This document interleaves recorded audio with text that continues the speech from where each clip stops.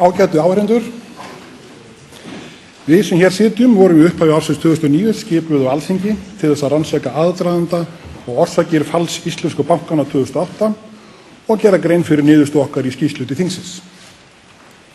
Þau sem skipuð voru til verksins eru Dr. Sigríður Benediktsdóttir, hagfræðingur og kennari við hagfræðideild Yale Háskóla í Bandaríkjunum, Tryggvi Gunnarsson, umboðsmaður Alþingis og sjálfur heiti ég Páll Hreinsson og hæstaréttardómari. Þá skipaði forsætisnefnd sérstakan vinnuhóp til að leggja mat á hvort skýringar á falli íslensku bankana og tengdum efnahagsáætlunum megi einhverju leyti finna í starfsháttum og siðferði, en í starfshópnum voru skipuð Dr. Vilhjálmur Árnason, prófessor í heimspeki við Háskóla Íslands, Salvur Nordal, forstöðumaður Siðfræðistofnunar Háskóla Íslands og Kristín Ásgeirsdóttir, framkvæmdastýra Jafnréttisráðs. Skýrsla rannsóknarnefndar Alþingis var afhent Alþingi fyrir nokkrum mínútum síðan. Skýrslan er í eðli sínu upplýsing- og gagnasafn, þar sem safnað hefur verið upplýsingum staðreyndir og þess freistað að draga upp heildarmynd af því sem gerðist í aðdragandanum að falli bankanna árið 2008. Rannsókn nefndarinnar hefur þannig bæði beinst að 3 stóru bönkunum sem féllu hér á landi haustið 2008 og störfum stjórnvalda, meðal annars við eftirlit með þeim. Jafnframt var litið til samanburðar við einstök atriði til þeirra fjármálastofnana sem féllu við upphaf ársins 2009. Við rannsókn nefndarinnar kom fljótlega í ljós að það var margt sem úrskeiðst hafði farið. Þegar kom fram á haustið 2009 stóð nefndin frammi fyrir því vali að skila stuttri ófullkomnri skýrslu eða vinna verkin nánar þannig að betri yfirsýn fengist yfir efnið og varð sá kostur fyrir valinu. Þótt eðlilegt sé að óþolinmæði hafi gætt varðandi skil á skýrslunni er þó rétt að vekja athygli á því að rannsókn okkar tók ekki lengri tíma en til dæmis rannsókn og falli banki Lehman Brothers í Bandaríkjunum, þótt sú rannsókn liti aðeins að einum banka og tæki ekki neitt hátt til stjórnvalda.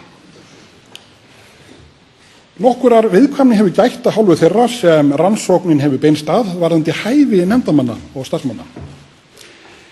Í rafrænum viðauka 12 er að finna ákvarðanir sem nefndin hefur tekið og snerta hæfi nefndarmanna og starfsmanna. Auk ákvörðunar sem tekin var síðasta sumar og kom í fjölmiðlum er þar að finna ákvarðanir í fleiri málum. Þar má til dæmis nefna að því var haldið fram að starfsmaður væri vanhæfur af þeirri ástæðu einni að hann hafði spurt þeirra spurningar hvort hefði hvarflað að viðmælendunum að segja af sér embætti í ljósi þeirra aðstæðna sem voru haustið 2008. Þá var því haldið fram í öðru máli að starfsmaður væri vanhæfur þar sem hann hefði aðra skoðunir á því hvernig standa bæra ráðningu og starfsfólki með reynslu en viðmælendi nefndarinnar. Loks má svo geta þess að frá upphafi starfa nefndarinnar hefur legið fyrir, eins og fram kemur á heimasíðu hefur gert frá upphafi, að Tryggvi Gunnarsson hefur vikið sæti í málum hjá Fjármálaeftirlitinu sem sambýliskona sonar hans hefur haft afskipti af. Úr öllum þessum málum hefur verið leyst í samræmi við lög og er ekki tilefni til að fjölyrða frekar þau. Skýrslan er sett fram í 9 bindum. Í bindum 1-7 er fjallað aðdraganda og orsök falls íslensku bankanna og þar er jafnframt að finna ályktanir nefndarinnar einstök afmörkuð viðfangsefni sem fjallað í einstökum köflum hennar. Heildarniðurstöðu nefndarinnar er síðan að finna í kafla 21 en ágrip af meginstöðu nefndarinnar er að finna í kafla 2. Bindi 8 hefur síðan að geyma skýrslu vinnuhóps sem hafði það hlutverk að svara því hvort skýringar á falli íslensku bankana og tengdum efnahagsföllum mætti að einhverju leyti finna í starfsháttum og siðferði. Í 9. bindi eru birtir viðaukar við skýrslu rannsóknarnefndarinnar og það er rétt að taka fram að með netútgáfunni fylgja mun fleiri viðaukar. Rannsóknarnefndin hafði mjög víðtækar rannsóknarheimildir. Almennt var öllum skylt að veita henni upplýsingar þótt þær væru háðar þagnarskyldu. Samkvæmt lögum um nefndina stendur þagnarskylda ekki í vegi fyrir því að nefndin geti birt upplýsingar í skýrslu sinni til Alþingis ef nefndin telur slíkt nauðsynlegt til að rökstyðja niðurstöður sínar. Á grundvelli þessa ákvæðis eru birtar upplýsingar í skýrslunni sem nefndin taldi nauðsynlegt að birta svo skilja mætti rás atburða í aðdraganda falli bankanna. Ef ekki hefði notið við þessarar lagaheimildar að mega birta þagnarskyldur upplýsingar hefði nefndin einfaldlega ekki getað skrifað þá skýrslu sem þið hafið í höndum nú. Þegar litið til stærðar verkefnisins og þess hlutfallslega takmarkaða tíma og fjármuna sem rannsóknarnefndin hafði til ráðstöfunar, þá var það niðurstaða okkar að leggja áherslu á að birta helstu upplýsingar og tölfræði sem útskýrt getur annars vegar afdrifaríka þróun í rekstri bankana og hins vegar samtímagögn frá stjórnvöldum sem varpa ljósi á afstöðu þeirra viðbrögð. Svona umfangsmikil birting gagna í rannsóknarskýrslu er ef til vill óvenjuleg, en hún hæfir þó að mati nefndarinnar eðli verkefnisins þar sem hún hefur þann ótvíræða kost að lesendur öðlast sjálfur forsendur til að móta sér sína eigin skoðun á grundvelli frumgagna eða upplýsinga á því hverjir hafa verið orsakir fyrir hruni bankanna haustið 2008. Þá bjóða ýmsir þættir rannsóknarinnar upp á ítalegri greiningar en tímans vegna var unnt að setja fram af hálfu nefndarinnar. Það er því við því að búast að háskólasamfélagið geti fylgt eftir þessi rannsóknum. Í ljósi umfangsverkefnisins og þess hve ákveðnir þættir þessu flóknir einbeitti nefndin sér að rannsóknum á því sem hún taldi meginþætti verkefnisins með hliðsjón af þeim spurningum sem henni var falið að svara í lögum nefndina. Það þarf því ekki að koma á óvart að nýjar spurningar vakni við lestur á skýrslunni þegar þeim spurningum er svarað sem nefndin var falið að leita svara við.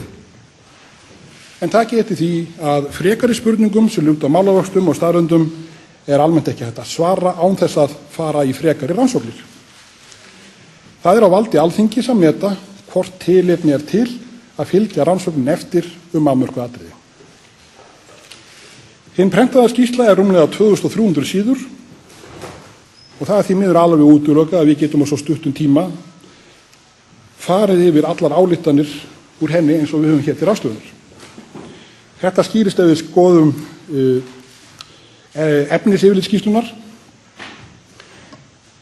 Í prentuðu útgáfunni er það 20 blaðsíður og hér varpa ég fram á skjá köflum skýrslunnar eins og þeir birtast og loks eru gríðarlega mikið magn af viðaukum og hluti af því er frá erlendum sérfræðingum sem nefndin fékk sér til liðsvörslu. Það má því segja að það sé í raun ekki sanngjarn mælikvarði að ætla að draga ályktanir efni skýrslunnar af því einu sem framkemur á þessum fundi. Við umræður á Alþingi frumvarp það sem varð að lögum nefndina lögðu margir þingmenn áherslu á að rannsóknin markaði með ákveðnum hætti upphafið að umbótum sem gerð yrði eftir fall íslensku bankana en væri alls ekki endalok málsins. Uppgjör bankahrunsins fer nú fram á mörgum vígstöðum gagnvart þeim sem ábyrgð bera. Þannig sér sérstakur saksóknari að rannsaka og ákæra þá og draga fyrir dóm sem grunnaðir eru afbrot. Skilanefndir og slitastjórnin vinna að því að hafa höfðað skaðabótamál á hendur þeim sem bakað hafa hinum föllnum bönkum bótaskylt tjón og þá eigum við eftir að vafalaust að sjá fjölda annarra tegunda dómsmálum sem tengjast uppgjörinu á bankahruninu. Í skýrslunni er vikið að fjölda vandamál og álitefna sem taka þar til nánari athugunar. Þannig er það nokkuð fyrirsjáanlegt að Alþingi þarf að taka til endurskoðunar fjölda laga sem snerta fjármálamarkaði. Alþingi þarf að móta pólitíska stefnu þá umgjörð sem menn vilja búa fjármálamarkaðnum hér í framhaldinu. Þá er alveg nauðsynlegt að taka starfshætti Stjórnarráðs Íslands til endurskoðunar. Jafnframt verður að endurskoða lagaumgjörð og starfsemi Fjármálaeftirlitsins og Seðlabanka Íslands. Það er rétt að taka fram að rannsóknarnefnd Alþingis var ekki falið að annast rannsókn sakamála. Á hinn bóginn var henni falið að tilkynna ríkissaksóknara vaknaði grunur við rannsókn nefndarinnar að refsiverð háttsemi hefði átt sér stað. Í gær átti rannsóknarnefndin fund með settum ríkissaksóknara og sérstökum ríkissaksóknara og afhendi ábendingar og tilkynningar sínar. Það er meðal annars að finna í kafla 22 í skýrslunni en auk þess er skýrslan með fjöldamörg dæmi auk þess sem nánar þarf að rannsaka. Það skiptir samfélag okkar miklu máli að við sýnum stillingu og rökræðum það sem úrskeiðis fór af yfirvegun og skynsemi og lærum á þessari bitru reynslu. Það er mikið umbóta og uppbyggingarstarf sem býður okkar og nú verðum við að bretta upp ermar og breyta því sem breyta þarf. Nú ætlum við hér á eftir sem tími leyfir, að fara yfir nokkur atriði sem fram kom í skýrslu nefndarinnar og ætlar dr. Sigríður Benediktsdóttir að fjalla næst nokkrar af meginorsökum fyrir falli bankanna.